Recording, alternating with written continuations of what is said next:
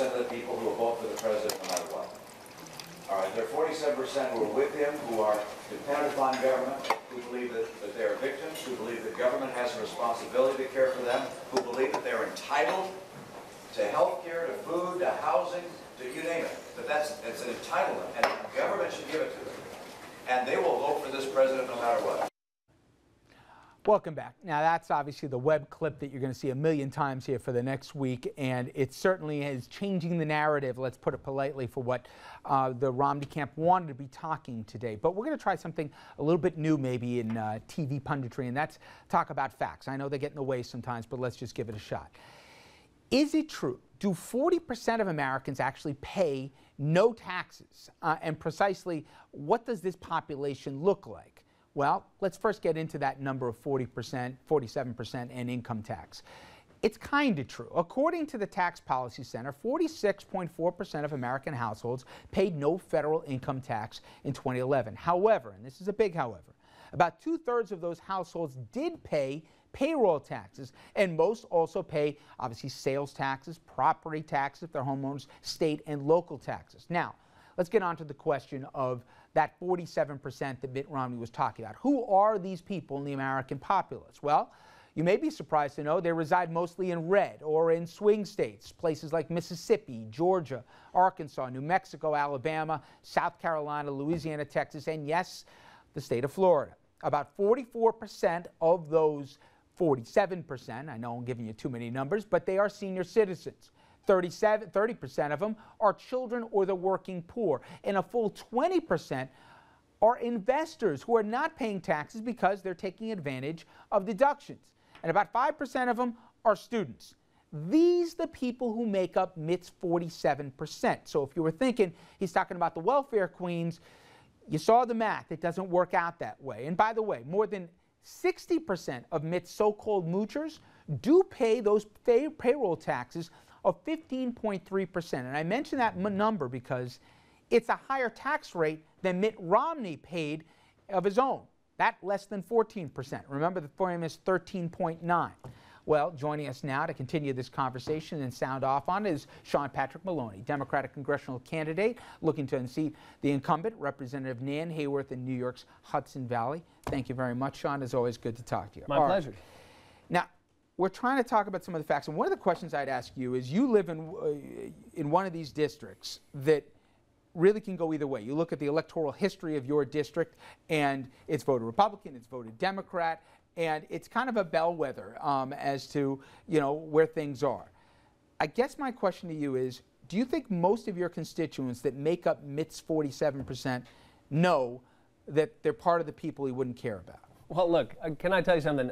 I've never heard a presidential candidate say anything quite that outrageous. And my problem is that this isn't just one person speaking loosely. This is the philosophy of the Tea Party. You know, my opponent, Nan Hayworth, you know, she's right there with Paul Ryan, she's right there with Mitt Romney on this view of America, which says that there's some superclass of small number of people way up at the top.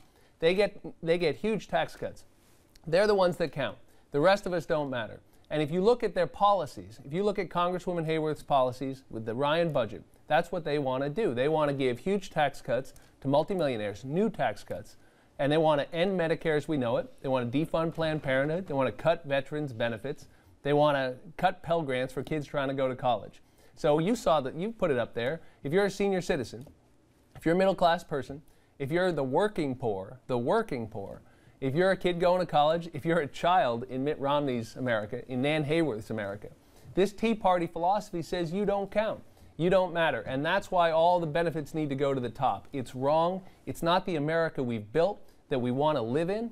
And that's why I'm running for Congress, because we need to change it. Well, you got West Point in your district. And a lot of veterans, they use VA hospitals. In fact, you've got a VA hospital in your district. And I guess my question is, do you think when they heard that they realized that, wait a minute, he's not talking about some welfare queen, he's talking about me? Because I'm not so sure when people hear the 47% that they realize that they're in that number.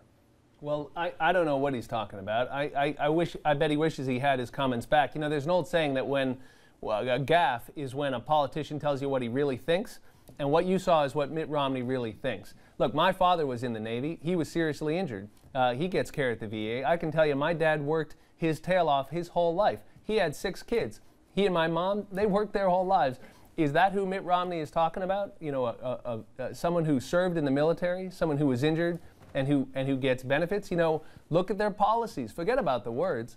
The Ryan budget that Congresswoman Hayworth supports cuts veterans' benefits by $11 billion, but multimillionaires like Nan Hayworth and Mitt Romney get huge tax cuts. It's not about the words in this case, it's about what they want to do in Congress. You know what I'd like is, so nobody gets confused out there that it's, oh, the Democrats piling on here. And there is some of that, but it's more than that.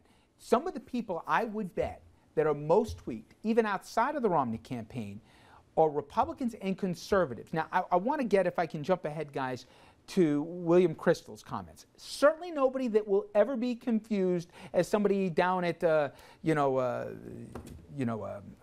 any lefty rally, okay? So take a look at what Bill Kristol had to say today after the videotape came out, and he writes in the Weekly Standard, quote, "It's worth recalling that a good chunk of the 47% who don't pay income taxes are Romney supporters, especially, of course, seniors, as well as many lower-income Americans, including men and women serving the military, who think conservative policies are better for the country, even if they're not getting a tax cut under the Romney plan." So Romney seems to have contempt not just for the Democrats who oppose him, but for tens of millions who intend to vote for him. Romney's comments, like those of Obama 4 years ago, are stupid and arrogant. And Andrew, I've been seeing distancing all day long. His opponent is going to be asked the question here whether or not she agrees with Mitt Romney, what he has to say. And as we know in the rule, when you're in the last couple months here, you don't want any daylight between your party nominee and somebody, and you yourself if you're running for re-election. They have more than an optic problem. They have a policy problem here. Well, they do, because the Congresswoman is going to be asked to defend her position, as Mr. Maloney has been indicating and has been questioning since he's been sitting here, but also whether she's going to continue to tie herself to Mitt Romney.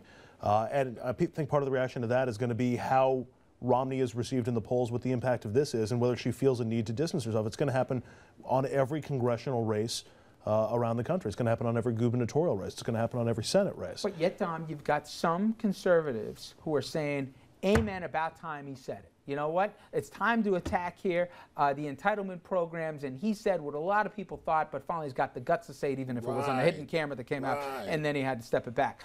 They wanted him to defend it more than he did today. He didn't condemn it, but he said he was a little inartful. Is there any possibility that this could rally the base here for him? No and no. It may rally a few people that are conservatives. It may rally a few people, but what does it matter if the whole entire house goes down in flames? And that's what's happening right now. Because Mr. Romney, the only good news in this for him is that he is making so many gaffes that at least the latest one tops the one before, so the media doesn't have time to remember the last one, because this week there's a new one. I'm being sarcastic here. But Richard, seriously here.